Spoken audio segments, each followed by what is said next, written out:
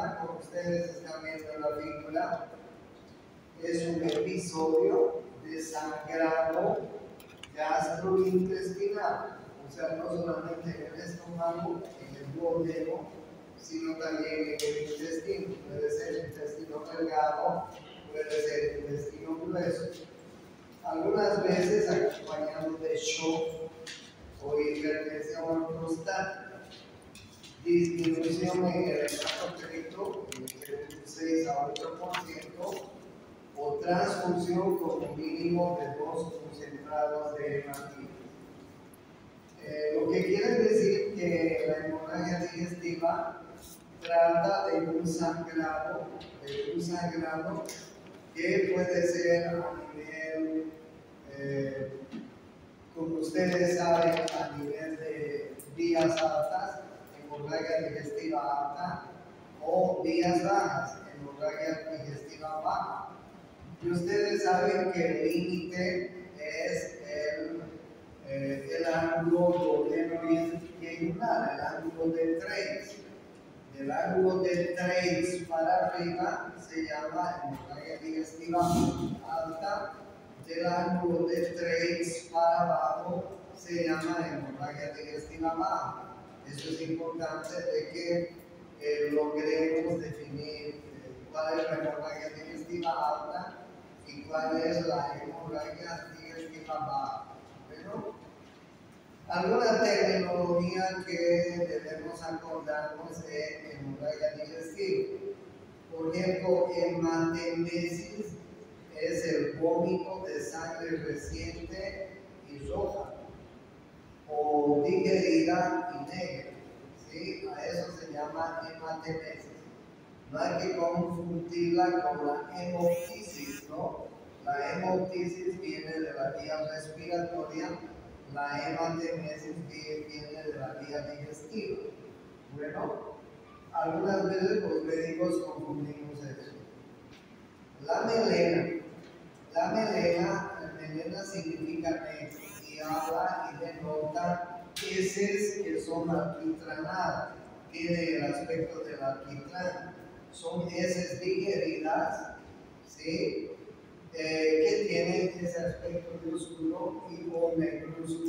Estamos hablando de sangre digerida y mezclada con las heces.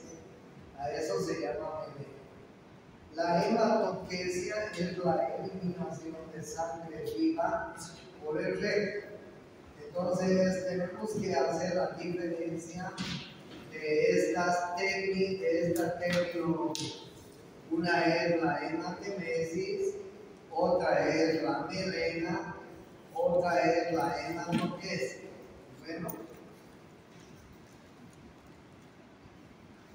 vamos a empezar hablando de las características de la melena. Para hablar de melena necesitamos más o menos 50 a 80 ml de sangre mezclada con las heces para que se produzca la melena. O sea, no se necesita una gran cantidad de sangre. Miren ustedes que con poca cantidad de sangre mezclada y digerida con las heces se puede producir melena alquitrana, es decir, deposiciones alquitranadas. Estas melenas generalmente no solo es de 50 a 80, generalmente es un poco más de cantidad de sangre. Pero este es el límite mínimo para que se produzca melena. Las melenas aproximadamente persisten por 5 días o más, posteriores a hemorragias de más de 1 litro de sangre. ¿Sí? Las melenas entonces son estas importantes. Pero también puede haber sangre oculta en heces, que es otra de las características que los médicos tenemos la obligatoriedad de definir cuando tenemos un paciente que tiene sintomatología de hemorragia digestiva baja o alta, ¿no es cierto? Y si el paciente nosotros estamos descubriendo que tenga alguna enfermedad digestiva, pues tenemos que pedir sangre oculta en ese. Ese es un examen importante y corriente que los médicos pedimos. ¿Okay? Y hay otra prueba que se llama la prueba del Goyak, que es muy simple porque una deposición la mezclamos con una sustancia química que se llama el guayaco y nosotros podemos descubrir sangre en él. Podríamos hacerlo nosotros mismos en el laboratorio del hospital. ¿Cuáles son los mecanismos de la hemorragia digestiva? Enfermedades o traumas de tejidos, o erosión o ruptura de vasos sanguíneos. Enfermedades o traumas de tejidos, o erosión o ruptura de vasos sanguíneos. Trastornos primarios en las paredes de los vasos sanguíneos, como por ejemplo las varices. Las varices, y sobre todo hablando de varices esofágicas, en una cirrosis hepática, ¿sí? Y además trastornos del mecanismo de la coagulación. Generalmente los pacientes que tienen hepatopatías hacen trastornos en la coagulación de la sangre. ¿Por qué? Porque como ustedes bien saben, una de las funciones del hígado es fabricar factores de coagulación.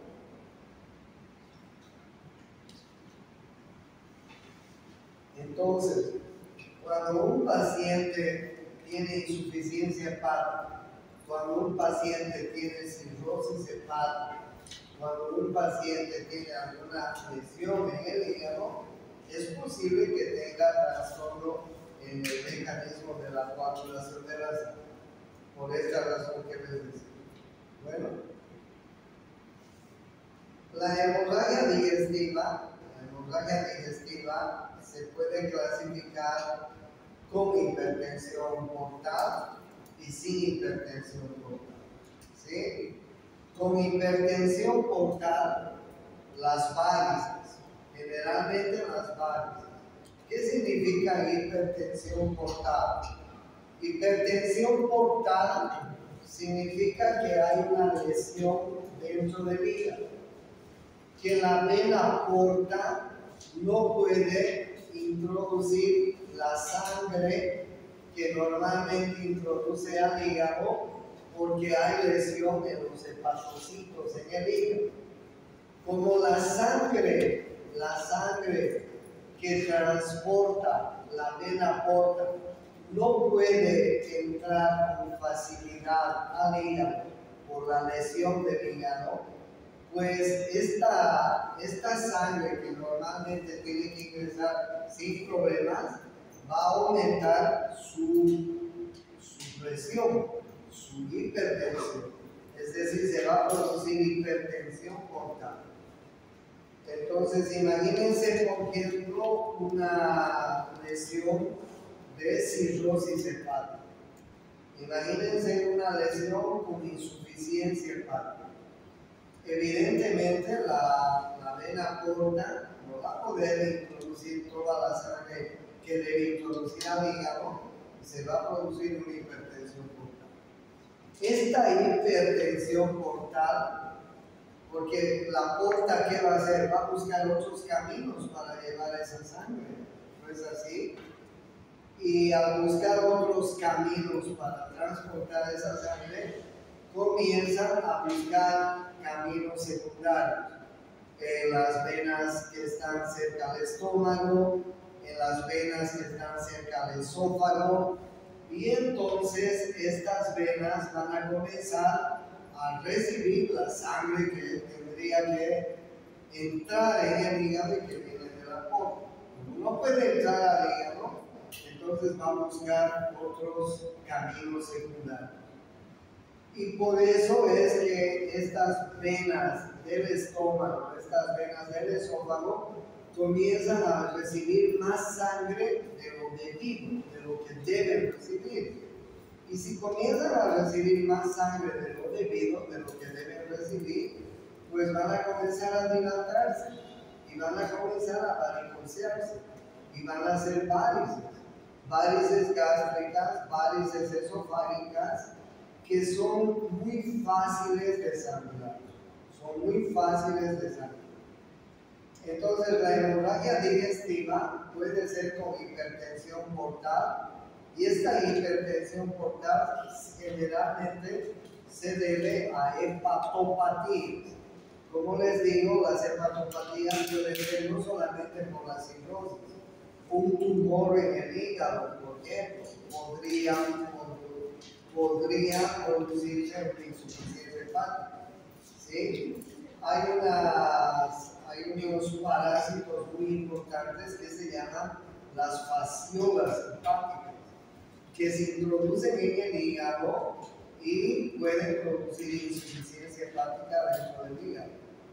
Yo hice mi año de provincia en el lago Titicaca, en un pueblo cerca a orillas del lago Titicaca. Y en el lago Titicaca hay mucha fasciola. Los campesinos se sacaban sus zapatos en las orillas del lago para pescar peces, para pescar truchas. Y si había una pequeña lesión en el pie, las fasciolas aprovechaban esas pequeñas lesiones para entrarse. Y estas fasciolas van y se depositan en las vías biliares. Ahí es donde se reproducen las vías biliares. Y después entran al hígado y en el hígado producen insuficiencia hepática. Eso vi aquí en Bolivia, en el Titicaca. En el África es el pan de cada día, porque en el África hay mucha fasciola. Entonces, las hepatopatías podrían ser por cirrosis. Las cirrosis podrían ser alcohólicas, podrían ser por hepatitis, podrían ser tumorales estas hepatopatías, podrían ser parasitarias, en fin, como les digo. Y entonces estas hepatopatías pueden producir hipertensión portal. Como ya les he explicado, la vena portal no puede introducir la sangre satisfactoriamente en el hígado y busca otros caminos. Y esos caminos los va a encontrar en las venas gástricas, en las venas esofágicas. Como estas venas comienzan a recibir más sangre de lo debido, se dilatan, se varicocean y se hacen varices gástricas y esofágicas que son muy fáciles de sangrar. A eso se llama hipertensión portal. Y la hemorragia digestiva también puede ser sin hipertensión portal. Por ejemplo, la úlcera péptica. O, por ejemplo, una gastritis erosiva de gran dimensión podría producir hemorragia digestiva. El síndrome de Mayo-Weiss, que es una lesión en el esófago terminal, en el esófago distal, debido a vómitos incoercibles. A veces hay personas que por diferentes razones tienen vómitos incoercibles que no les podemos parar. Esos vómitos producen lesión en el esófago distal y esas lesiones producen un síndrome que se llama el síndrome de Mayo-Weiss. El esófago distal se erosiona tanto que produce hemorragia digestiva. Y también hay otro tipo de enfermedades, como ustedes pueden ver, que pueden producir hemorragia digestiva, sobre todo alta, sin hipertensión portal, como ustedes están viendo en la vida. ¿Ya? Entonces, la hemorragia digestiva se clasifica en hemorragia digestiva alta a partir del ángulo de Graves, hemorragia digestiva baja a partir del ángulo de Graves hacia abajo. ¿Okay? La hemorragia digestiva que puede producir hematemesis, que puede producir hematoquesia, pues se la debe manejar con líquidos, ¿no es así? Se debe canalizar una buena vena, con una buena vía, y se debe introducir cristaloides del tipo zinc, el lactato, en fin, o coloides. Los coloides son los AIMAXEL. No sé si ustedes han escuchado del AIMAXEL. Son expansores plasmáticos. O finalmente se pueden hacer transfusiones de sangre, transfusiones de eritrocitos, etc. ¿Ya? Entonces es importante en el manejo de una hemorragia digestiva canalizar buena con un buen catéter y evitar que el paciente entre en shock, porque una de las características de la hemorragia digestiva es que el paciente va entrando en shock y el nivel de conciencia va alterándose, y eso es lo que hay que cuidar. ¿Ya? La valoración de la gravedad de la hemorragia digestiva se la cataloga o se la clasifica de varias formas, mejor dicho. ¿Ya? La gravedad podemos valorar a partir de la cantidad de la presión arterial. Si la presión arterial está mayor a 100 milímetros de mercurio, la sistólica, y el pulso está menor de 100 por minuto, podemos considerar que se trata de una hemorragia leve. La endoscopía es el gold estándar para hacer el diagnóstico. En la endoscopía se va a observar la lesión. Si la presión arterial ha bajado demasiado y el pulso ha aumentado mucho, pues se trata de una lesión grave y la endoscopía es urgente. A través de la endoscopía podemos hacer el control de la hemorragia a través de varios mecanismos. ¿Sí? Entonces, la endoscopía es uno de los medios de diagnóstico muy importante que se hace con el endoscopio. También es importante cuando tenemos hemorragia digestiva la sonda nasogástrica. ¿Sí?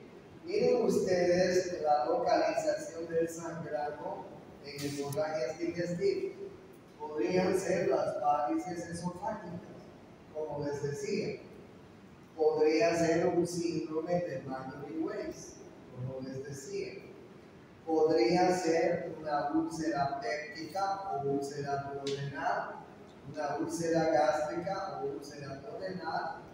Podrían ser cánceres gástricos, podrían ser gastritis erosivas agudas, podrían ser pólipos que se producen en el intestino delgado antes del ángulo de Treves.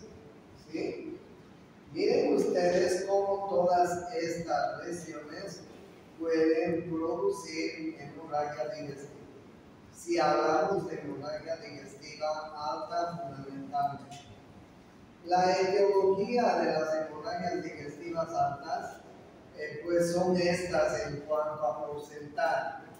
Como ustedes pueden ver, la enfermedad ulcerosa péptica es la que mayor frecuencia de hemorragia digestiva alta produce.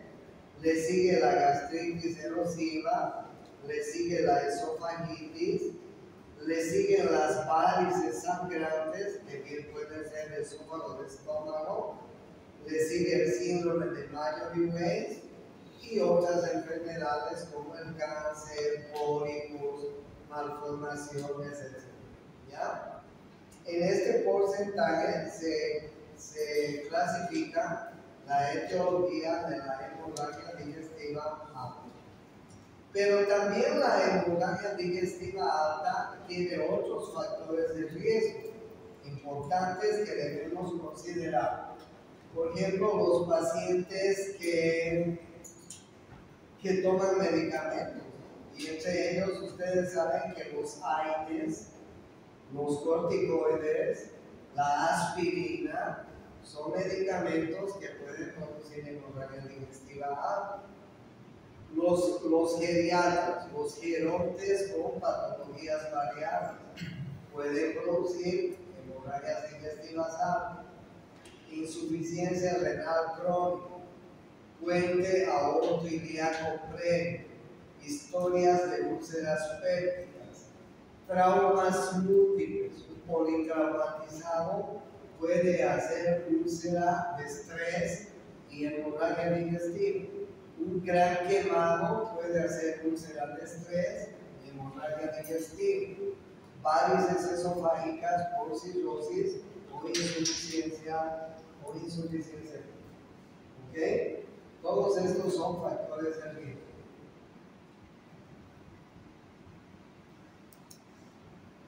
Y hay algunas patologías que todavía tienen riesgos de sangrar. Las úlceras de estrés en los grandes quemados y en los politraumatizados. Eso sí tienen que cuidar siempre que tenga un accidentado, un politraumatizado o un quemado. No se olviden de cuidar el estómago, porque la úlcera de estrés que se va a activar, que se va a formar, que se va a iniciar, puede producir un sangrado y el paciente puede morir por shock. No por el trauma, no por la quemadura, sino por el shock que produce una úlcera de estrés. Porque estas úlceras van a producir una inestabilidad hemodinámica muy importante. Bueno, la hemorragia digestiva alta entonces tiene un riesgo de mortalidad porque según la cantidad de sangre puede producir shock.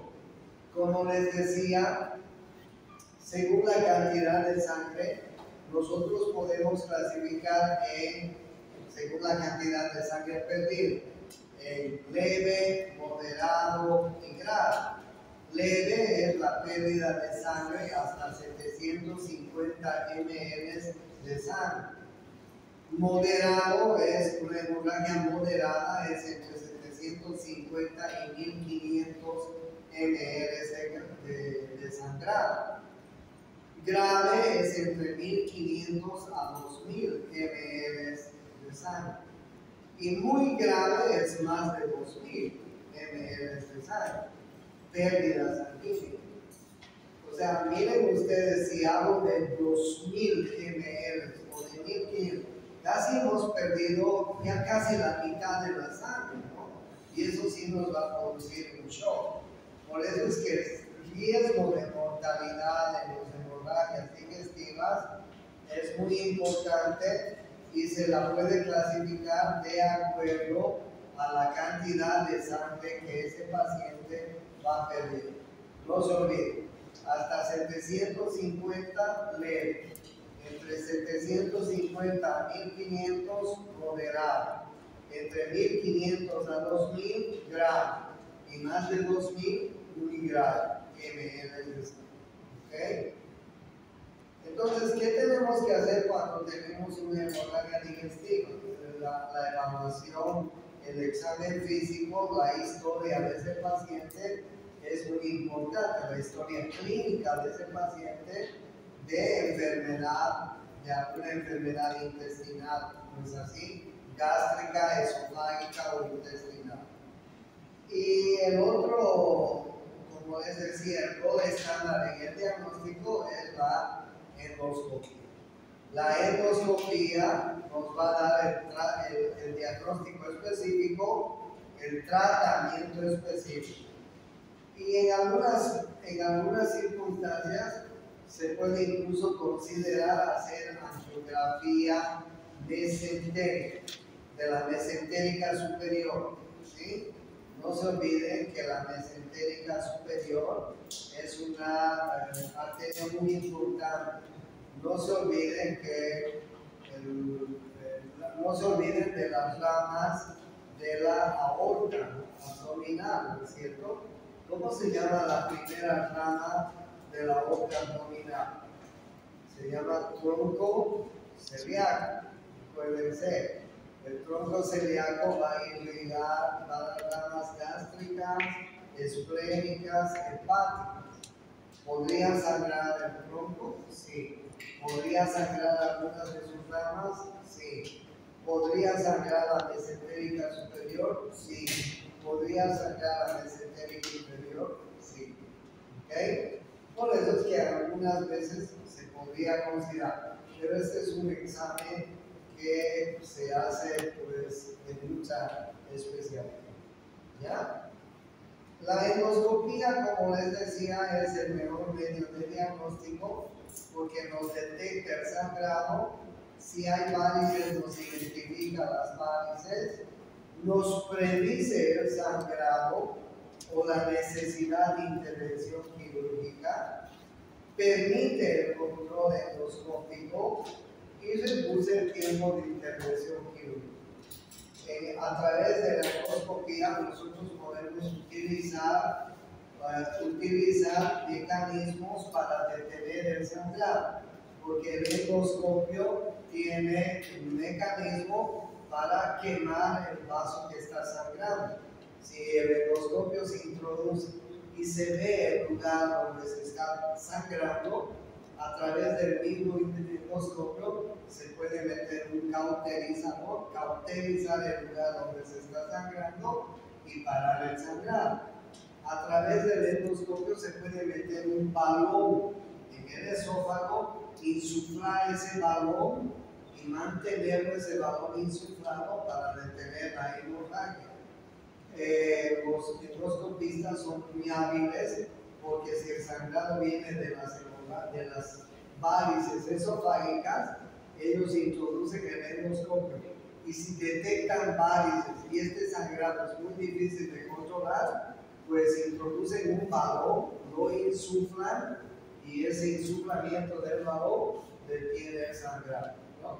Y después de unas 12, 24 horas van desinflando de a poco el balón.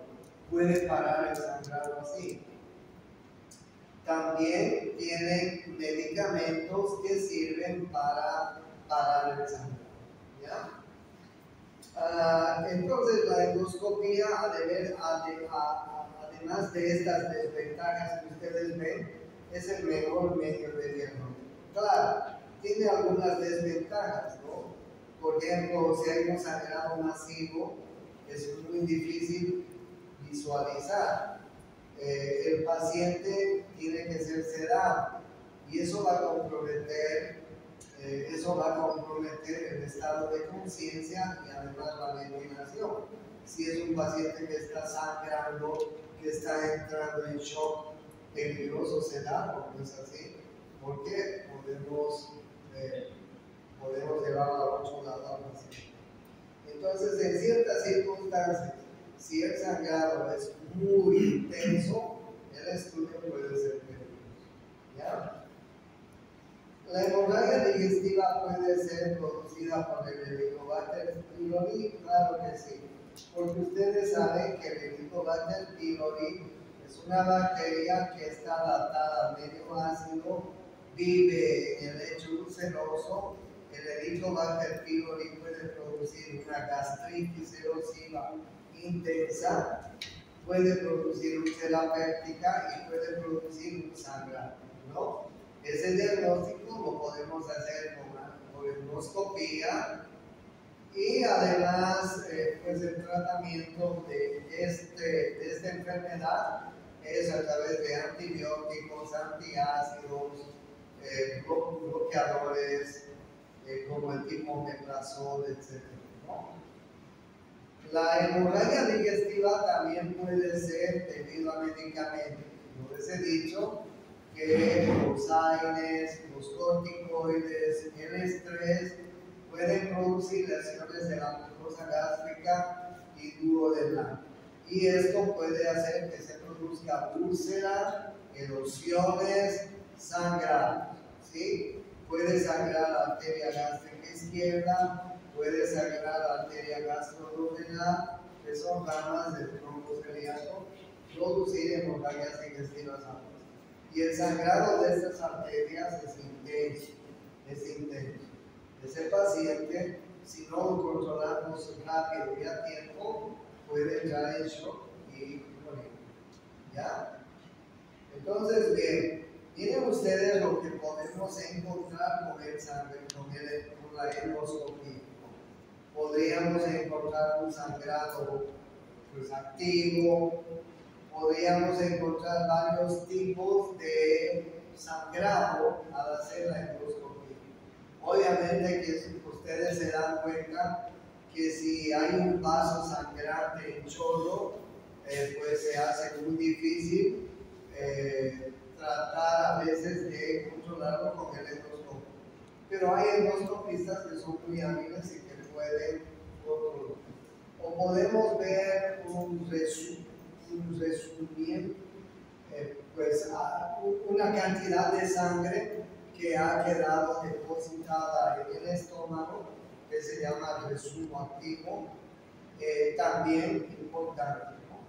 Podemos encontrar vasos no sangrantes, pero lesiones erosivas. Podemos encontrar varices esofágicas. Podemos encontrar alguna úlcera activa que ha hecho coágulo, pero ese coágulo es muy débil, ¿sí? Entonces, miren ustedes las posibilidades que el endoscopista puede encontrar, ¿ya? Entonces, bien, en la hemorragia digestiva alta, como ustedes están viendo, hay varios mecanismos que pueden producir el sangrado. Una de ellas es la hipersecreción ácida, que produce lesión mucosa y hemorragia digestiva. Otra es la ingesta de alcohol, que a través de mecanismos que ustedes están viendo en la figura, pueden producir hemorragia digestiva. Y otra es las quemaduras, las sepsis, los traumas, que a través de la disminución del flujo de sangre hacia las vísceras puede disminuir la producción de moco, bicarbonato, prostaglandinas, pueden producir lesión de la mucosa y hemorragia digestiva. ¿Sí? Entonces, miren ustedes que hay varios mecanismos por los cuales se puede producir hemorragia digestiva. El síndrome de Mayo-Weiss, ya les decía que son desgarros en el esófago distal, desgarros por vómitos inconversibles que tienen muchas personas. Esos vómitos inconversibles a veces son producidos por AINES, a veces son producidos por alcohol, a veces son producidos por problemas alimentarios. En el embarazo no se olviden que hay una emesis gravídica también que podría producir síndrome de Mayo-Weiss. Y el síndrome de Mayo-Weiss es un desgarro en el esófago distal. Este desgarro va a producir hemorragia digestiva, ¿no? Porque miren ustedes las consecuencias fisiopatológicas que se producen debido a los vómitos inconversibles que puede haber por varias razones, ¿ya? Incluyendo la emesis gravídica. Una emesis gravídica en el primer trimestre puede producir Mayo-Weiss. En las causas de hipertensión portal, yo les decía que generalmente son hepáticas, ¿no? Son hepáticas dirigidas a la lesión del hepatocito, a la lesión del hígado. Estas pueden ser de diferentes formas, una cirrosis, pueden ser enfermedades de otra naturaleza, pueden ser parasitarias, y además miren ustedes que también se pueden dar por razones extrahepáticas, trombosis en la vena porta, razones congénitas, sépticas, traumáticas, malignas, en fin. La hipertensión portal puede ser extrahepática, intrahepática, sinusoidal a nivel del hepatocito y además otras enfermedades un poco raras, ¿ya? Entonces, la hemorragia digestiva con hipertensión portal generalmente es producida por la cirrosis hepática. La cirrosis hepática generalmente es producida por el alcohol o por hepatitis agudas. He visto a muchos pacientes jóvenes, niños, que han tenido hepatitis agudas y que han hecho y que rápidamente han progresado esas hepatitis a cirrosis. Y entonces estos niños han tenido una cirrosis muy aguda y la mayoría de los pacientes que he visto con este tipo de problemas han fallecido. Por eso es que cuando ustedes tengan pacientes con hepatitis, tienen que cuidarlos muchísimo. El paciente con hepatitis necesita un tiempo prolongado de tratamiento. Unos 3 meses que hay que cuidar a ese niño, que tiene que hacer reposo relativo, hay que procurar no darle ningún medicamento porque el interés es no lesionar más el hígado, preferible no dar medicamentos, tenerlo en reposo y cuidar mucho la piel, ¿no? Cuidar mucho la piel. Cuando un niño está con hepatitis, hay que darle dieta rica en hidratos de carbono, ¿es así? Y evitar las grasas y evitar mucha proteína. ¿Por qué rápidamente pueden progresar las cirrosis? Las hepatitis mal tratadas, mal curadas por los médicos, pueden rápidamente ir hacia la cirrosis. Y la cirrosis también se produce por el alcoholismo, ustedes saben. Y entonces cuando hay cirrosis hepática, hay una lesión en el hepatocito, hay una resistencia en el hígado.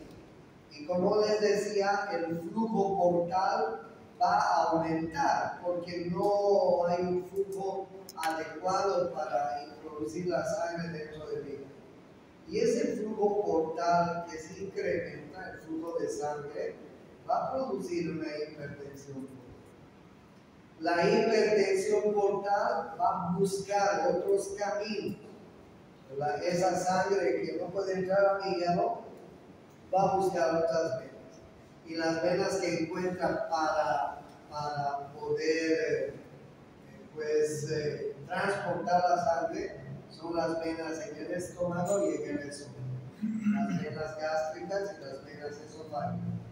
Y esas venas, como les decía, se dilatan y se varicocelan y hacen varices.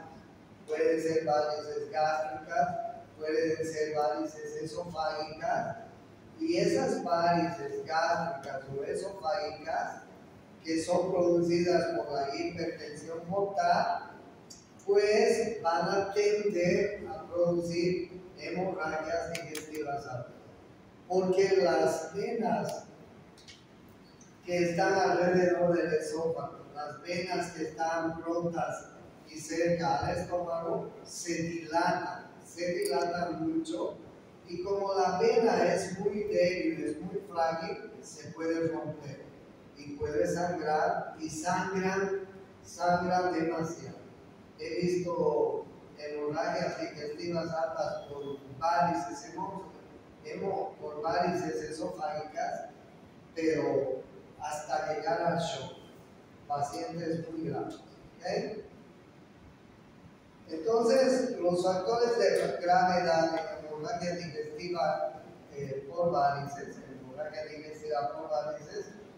dependen de la cuantía de la pérdida hemática, ¿sí? Y esto depende de la presión transmural de las varices, del área del orificio que se lesiona en las varices, de la viscosidad de la sangre y del grado de alteración de la hemostasia y de la gravedad de la enfermedad de Crohn.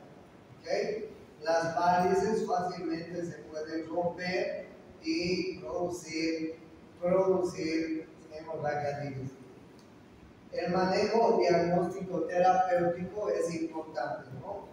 A través del endoscopio nosotros podemos inyectar en la misma lesión estas sustancias, que son sustancias que van a parar el sangrado, ¿no? La vasopresina, la opioidridad, son sustancias que se las puede pasar en infusión o se las utiliza directamente a través del endoscopio, en endoscopía, ¿sí? Y lo que tratan los endoscopistas y los médicos en general a través de estos medicamentos, bien sea por infusión o bien sea directamente, pues parar el sangrado. Y también se utilizan balones, como les decía, a través de la endoscopía se insuflan balones y se los deja así por 12, 24 horas hasta que pare el sangrado. A veces para el sangrado, y si no para el sangrado hay que entrar a operar, ¿sí? Pero ese entrar a operar es un riesgo tremendo, porque se trata de un paciente que tiene alterada su coagulación, porque tiene problemas en el hígado, y entrar a operar un paciente que tiene alteraciones en la coagulación, complicadísimo, ¿no? Porque ese paciente, cuando empieces a cortar con el bisturí, va a comenzar a sangrar, y si tiene pues, problemas en la coagulación, ¿cómo vas a parar el sangrar? Pues muy complicado el asunto. La hemorragia digestiva baja, que es del ángulo de 3 para abajo, puede ser por varias causas: los angiomas, los pólipos, el carcinoma, y pues las enfermedades diverticulares, las colitis isquémicas o inflamatorias, son causas muy frecuentes de hemorragias digestivas bajas. Pero los angiomas son muy importantes, los pólipos y el cáncer es muy importante. El cáncer de recto ha ido aumentando mucho en las últimas épocas, ¿sí? Y ustedes ven que hay una miscelánea de causas que pueden producir hemorragia digestiva baja, ¿sí? La evaluación de la hemorragia digestiva baja se la puede hacer a través de angiografías. Bueno, la historia clínica, el antecedente es muy importante, el examen físico, la presencia de melenas, la presencia de sangre en heces es muy importante. Y una colonoscopía es también el método estándar para hacer el diagnóstico. Se hace colonoscopía, se puede hacer radiografías contrastadas, radiografías de doble contraste para ver si hay pólipos, para ver si hay tumores, para ver si hay úlceras en el recto que están sangrando, ¿sí? La colonoscopía y las radiografías de doble contraste son muy importantes en el diagnóstico de estas hemorragias digestivas, ¿sí? Y como les decía, las hemorragias digestivas bajas son importantes en el colon derecho, en el ilio terminal, por lesiones angiodisplásicas que son frecuentes en ancianos, ¿sí? Pueden haber sangrados venosos también producidos por algunas otras lesiones, pólipos, por ejemplo, ¿sí? Y el diagnóstico se lo hace a través de la endoscopia, ¿ok? Se puede hacer electrocoagulación, se puede hacer ablación, se puede hacer láser, en fin, la endoscopía ha progresado mucho hoy en día. Los divertículos son muy importantes en el intestino, y los divertículos son también causas de hemorragia digestiva súbita, porque estos se rompen y comienzan a sangrar. Se puede hacer angiografía, se puede hacer tratamiento con vasopresinas directas o a través de una vía periférica. Se puede hacer a través de endoscopía. Si se encuentra el divertículo, pues se lo puede extraer y parar el sangrado. ¿Ya? Los pólipos son también muy frecuentes y causan de lesiones en el intestino grueso sobre todo. ¿Sí? Los pólipos producen sangrado lento continuo, sobre todo a nivel del colon izquierdo. ¿Sí? Estos pacientes son pacientes que se van a quejar de dolor abdominal por calambres y además de melena. Ellos van a decir que tienen deposiciones como el alquitrán, como la borra del café. Cuando nosotros nos hacemos un café, pues queda una borra. Más o menos es así las deposiciones de estos pacientes. La melena es muy típica. ¿Ok? Y también podemos tener hemorragias digestivas bajas con sangre roja viva, ¿no? Las hemorroides, las fisuras anales y las fístulas anales producen sangre roja viva. Las proctitis, los traumas rectales producen hemorragias de sangre activa, ¿no es cierto? Miren ustedes las lesiones que pueden producir la hemorragia digestiva baja. Proctitis, fisuras, hemorroides, ¿sí? Fístulas anales y trauma rectal. Esto nos va a producir sangre roja viva, puede producir hematoquesia en gran cantidad o hemorragia anorectal aguda, ¿sí? Y no se debe excluir otros mecanismos de la hemorragia. Bueno, entonces esto es lo que debemos saber en cuanto a hemorragias digestivas altas y bajas. Bueno, nos vemos en lunes.